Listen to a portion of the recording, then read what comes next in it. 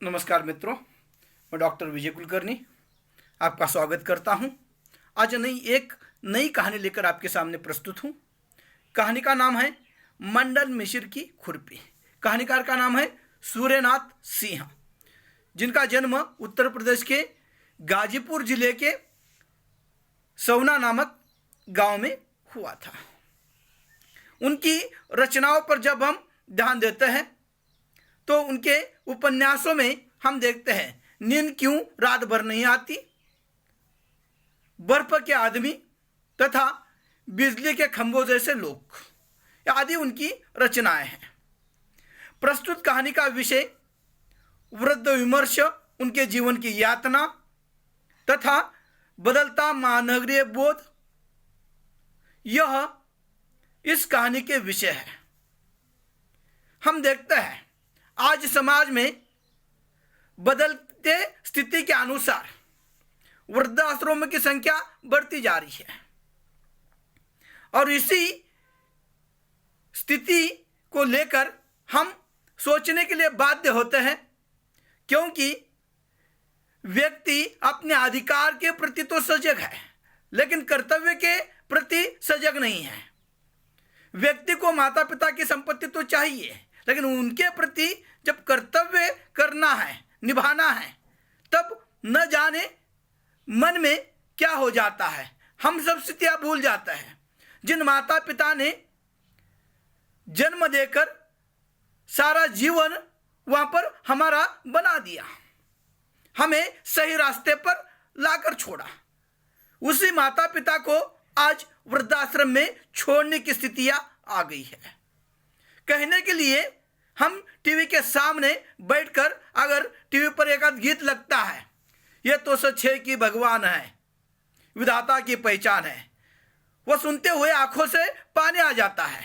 लेकिन जब वास्तविकता आ जाती है, जब अनुकरण करने की स्थिति आ जाती है, तब हम अपने कर्तव्य से मुंह मोड़ लेते हैं। और इसी तरह की एक कहानी, इस कहानी में वृद्ध जीवन का जो अकेलापन है, वह स्थिति इस कहानी में दर्शाई गई है और उस स्थिति को लेकर हमें कहानी कहीं ना कहीं सोचने के लिए बाध्य करती है। और कहानी के विषय वस्तु के माध्यम से हम देख लेते हैं कहानी की स्थिति क्या है। यह मंडन मिश्र की खुरपी, यह कहानी का नाम। अब मंडन मिश्र यह कहानी के प्रमुख पात्र है जो वृद्ध है। तो वह अपने घर में खुरपी ढूंढ रहे हैं, जो खुरपी खेत का एक औजार है जिससे खेत में मेहनत की जाती है, कामकाज किया जाता है। और उस खुरपी को वह ढूंढ रहे हैं। अपने घर में चारों तरफ उन्होंने ढूंढ लिया है, कहीं मिल नहीं रही है, बेचैन अवस्था में है। और इसलिए आस पड़ोस की जान पहचान के लोगों को उन्होंने पूछा है कि आपने मेरी खुरपी देखी? हर एक व्यक्ति कहता मैंने नहीं देखी। लेकिन हर व्यक्ति कोई अपनी पत्नी से कहता है, अपने भाई से कहता है, अपने बेटे से कहता है, क्या तुमने मंडन जी की खुरपी देखी? हर एक व्यक्ति कहता है मैंने वो खुरपी नहीं देखी है। तो मंडन मिश्र वहां पर इधर उधर खुरपी देखते हैं लेकिन कहीं मिलती नहीं है। कई लोग कहते हैं कि हमारे पास खुरपी है, वो ले लो, उससे काम चलाओ, लेकिन वो कहते हैं नहीं। कोई आपने देखा है कोई दूसरा एक तब्बल जी दूसरे तब्बल जी का तबला बजाते हुए? नहीं बजाता ना। तो इस तरह से वह लोगों की खुरपी लेने से मना करते हैं और वह मन ही मन कहते हैं अरे कल ही तो मैंने लल्लन सोनार से, लोहार से वह खुरपी बना के लाई थी। आप लोग उनकी इस अवस्था को देखकर चर्चा करने लगे हैं। यह मंडन मिश्र अपनी यादें भूल रहे हैं, उन्हें ज्यादा कुछ ध्यान नहीं रहा है, बुढ़ापा छाया हुआ है। खाने बैठ जाते हैं तो आज कच्चा ही खाना होता है, या पूजा करने बैठते हैं तो घंटों बैठ जाते हैं, या कोई कामकाज करने बैठते हैं तो उसी में वह खोए जाते हैं। यानी आप उनकी याददाश्त कम हो जा रही है, वो ज्यादा दिन बचेंगे नहीं। और इस तरह के लोगों में चर्चा उनके बारे में चल रही है। अब मंडन मिश्र वैसे उनका व्यक्तित्व बहुत अच्छा है। गांव में लोगों को वहाँ पर एक अच्छी बातें बताते हैं, संस्कारशील बातें बताते हैं। किसी के घर में कुछ झगड़ा है तो वहाँ पर पुरानों के उदाहरण देकर वो सुलझाते हैं, लोगों को सहायता करते हैं। गांव के चौराहे पर जाकर बैठ जाते हैं, लोगों से बातचीत कर लेते हैं। कभी कभार उनकी स्थिति ऐसी है कि वहाँ पर कोई अगर कोई समस्या लेकर आ जाता है, उसे बहुत तरह से अच्छे समझाना, या खुद कुछ लोग जो बता रहे हैं वो बताते बताते एक आध बार खुद हंसते हैं, लोगों के समझ में नहीं आता ये क्यों हंस रहे हैं। अगर पास में बैठे वाले कोई व्यक्ति है और वो कोई जोक कर लेते हैं, कोई हंसी मजाक की बात हो जाती है, तो वो उस पर मुस्कुराते नहीं, लोग आश्चर्यचकित हो जाते हैं। और यह सारी बातें उनके जीवन में घटित हो रही है। उनके पास जो खेती थी, उन खेती में वहाँ पर लोग जो कामकाज करते थे, उन्हीं लोगों ने उनकी खेती खरीद भी ली थी। कई लोगों को उन्होंने बंटवारे पर वह खेती वहाँ पर बटाई पर जिसे कहा जाता है आधे हिस्से में, वह खेती दी थी। और वही लोग वहाँ पर कभी अनाज ला कर देते, कभी ज़्यादा देते, कभी कम देते, कभी बारिश आ गई बोलते, और लेकिन फिर भी ये मंडन मिश्र कुछ बोलते नहीं थे। उन्होंने अपने जीवन में कभी किसी बात का मोह नहीं किया।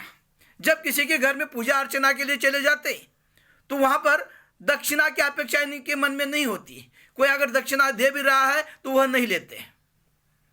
और उनका उच्चारण इतना शुद्ध था कि वहाँ पर सामने वाले ने कोई गलती की तो इन्हें गुस्सा आ जाता था। और इस तरह का उनका व्यक्तित्व, लोगों से दान दक्षिणा के रूप में कुछ नहीं लेना, फिर भी लोग उन्हें जाते वक्त कुछ ना कुछ दे देते थे। बहुत सारी खेती थी लेकिन कभी मोह मन में नहीं था। और इस तरह से जीवन जीने वाले दूसरों के लिए एक आदर्श व्यक्तिमत्व।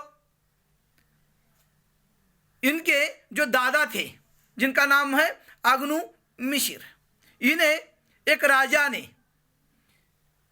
बहुत सी खेती वहाँ पर दान के रूप में दी थी, क्योंकि उनके जो दादा थे वह जो भविष्य जिसे कहा जाता है वह बता देते थे और उसमें से कोई भी गलत बात निकलती नहीं थी। और इसलिए उस राजा ने खुश होकर उन्होंने इन्हें महल बनवा के दिया था, खेती दी थी इनाम में। और उसी को संभालते संभालते यह बड़े हो रहे थे। इनके जो पिता है जिनका नाम है अगस्त मिश्र, वह उतने प्रतिभाशाली नहीं थे। उन्होंने कभी ज़्यादा ध्यान नहीं दिया, उन्हें भी पढ़ाया लिखाया, लेकिन उनके दादा ने, मंडन मिश्र के दादा ने उन्हें पढ़ाया लिखा, लेकिन उनका ज़्यादा ध्यान नहीं था। वो अपने जीवन में व्यस्त रहे। एक दिन चले गए और उसी के बाद इस मंडन मिश्र के जीवन में सारी जिम्मेदारी आ गई। वो जिम्मेदारी संभालते संभालते उन्होंने अपना जीवन जीना आरंभ किया। और उस जीवन को लेकर उनके जीवन में 4 संतानें हुए, 3 लड़कियां हुई, 1 लड़का हुआ। 3 लड़कियों की शादी उन्होंने की और हर शादी के वक्त इन्होंने अपने पास जो जमीन थी वो बेची। लोग कहते थे कि इस तरह से खेती मत बेचो, वो कहते थे कि लड़की के हिस्से की जमीन है वो उसकी शादी में चली गई। और ब्राह्मण को क्या चाहिए, भिक्षा खाली, बस दूसरा क्या है, खेती को लेकर मैं क्या करूँगा। उनका जो लड़का था सबसे छोटा, वह भी होनहार निकला, अच्छी तरह से पढ़ाई की, बेंगलोर में इंजीनियर के पद पर आसीन हो गया, अच्छी सी नौकरी चल रही थी। उन्होंने अपने बेटे को कभी भी अपने ये धर्म की शिक्षा के बारे में कुछ कहा नहीं, आग्रह नहीं किया। उसके मन पर ही जो उसे चाहता है वह चाहता है, वही उसने पढ़ाई की। अब बेंगलोर में जाकर स्थित है और इसी के कारण बेटे का जीवन अच्छा हो, इसलिए उन्होंने बिना कुछ दहेज लेकर बेटे की शादी कर ली। बेटे की शादी हो गई और उन्होंने यह सोचा कि मेरे जीवन में कुछ, बाकी तो मतलब नहीं है। बेटे को ही जो पढ़ी लिखी बहू है उसके साथ उसका ब्याह कर लेते हैं, दोनों खुशी से जीवन जी लेंगे। और उसी दौरान बेटे की शादी के पहले ही मंडन मिश्र की जो पत्नी थी वह भी संसार छोड़कर चली गई थी। और इसी अवस्था में जैसे बेटे की शादी हो गई, कुछ दिन गुजर गए और कुछ दिन गुजर जाने के बाद बेटे को संतानें प्राप्त हुई और तब मंडन मिश्र को बहुत खुशी हुई और वह अपने नाती को देखने के लिए चले गए बेंगलोर। वहां पर चले जाने के बाद वह 2 दिन रहे ही थे कि बहू का असली रूप सामने आ गया। बहू ने कहना आरंभ किया कि बाबूजी, यहां पर तनख्वाह कम है, कमाई कम है, इतना सारा खर्च है, हम दोनों की जो कमाई है उससे घर नहीं चलता, हमारा सपना है अच्छा घर ले, और इसके लिए जो गांव में जमीन है वह बेचकर कुछ किया जाए। बेटा सुनता है पत्नी का यह कहना, वो कहता है पत्नी को वह हमारी अमानत है, और इस तरह से पत्नी को वो डांटता है। और तब पत्नी वहां पर गुस्सा हो जाती है और जिस तरह से बेटे के विचार देखकर यह मंडन मिश्र बहुत खुश हो जाते हैं, अपने संस्कारों पर गर्व करने लगता है। लेकिन जो बहू है, बहू वहां पर अपनी असलियत दिखाना आरंभ कर लेती है। वो कहती है, अपने माता पिता को कोसती है, क्यों ऐसे घर में मेरी शादी कर ली, इन्हें अपने आदर्श प्रिय है लेकिन वास्तविकता प्रिय नहीं है, यहाँ पर हम कैसे जिए, सुख सुविधाएं नहीं है। और इस तरह से अपने बहू और बेटे को झगड़ा करते हुए देखकर मंडन मिश्र वहां पर अपने जीवन को लेकर सोचने लगे और उन्होंने कहा कि इस तरह से झगड़ा मत करो, तुम दोनों बैठकर ये सारी बातें सुलझाओ। और आखिरकार उन्होंने बेटे को कहा, बहू जो कहती है ठीक है, क्या करते, कुछ इलाज नहीं था। और इसी को लेकर वह अब गांव में आ गए हैं। गांव में आ जाने के बाद उन्होंने जो खेती है वो बेचने के लिए निकाली। 3-4 महीने लग गए। 3-4 महीने के बाद वहां पर लोगों ने खेती खरीद ली। बेटा आ गया। बेटा आकर जो खेती के पैसे थे वो पैसे यहां से ही ट्रांसफर उन्हें बैंक के अकाउंट पर कर दिए, लेकिन पिता को अपने साथ चलने के लिए नहीं कहा। वो चला गया। अब ये मंडन मिश्र घर में अकेले हैं और अकेले में जीवन जी रहे, लेकिन अब गांव के लोग वहां पर चर्चा करेंगे। गांव में वहां पर मुंह दिखाने के लिए जगह नहीं होगी। जो जमीन थी सारे बेच गई, बेटों ने संभाला नहीं। वहां पर बेटा तो चला गया और मंडन मिश्र इस लोगों की चर्चा से घबराकर वहां पर चले गए हैं। और वह खुरपी लेकर एक व्यक्ति आ जाता है और कहता है कि खेती में ही वहीं पर ये खुरपी मिल गई है, नल के पास थी। और ये खुरपी लेकर जैसे आ जाते लोग देख लेते हैं घर तो खुला है। घर में आवाज दे देते हैं। लोगों को लगता है इतनी सुबह कहाँ गए होंगे, बाहर गए होंगे, आते होंगे, लोग राह देख रहे हैं। बहुत देर हो गई, वो आए नहीं, वो चले गए हैं। कई दिनों के बाद पता चलता है कि मंडन मिश्र वहां पर त्रिपुंड लगाकर एक अयोध्या के मंदिर में साधु बनकर रहने लगे हैं और वह वहीं पर साधु बनकर रहने लगे हैं। यह स्थिति हमें सोचने के लिए बाध्य करती है।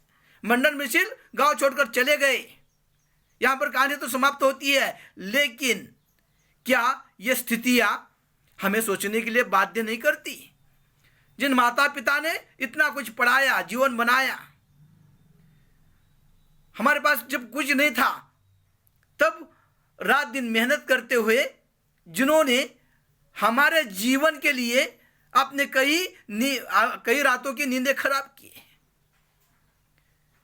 कई बार उनके जीवन में न जाने कितनी समस्याएं आई होंगी, तब उन्होंने कभी सोचा नहीं, सिर्फ संतानों के बारे में सोचा।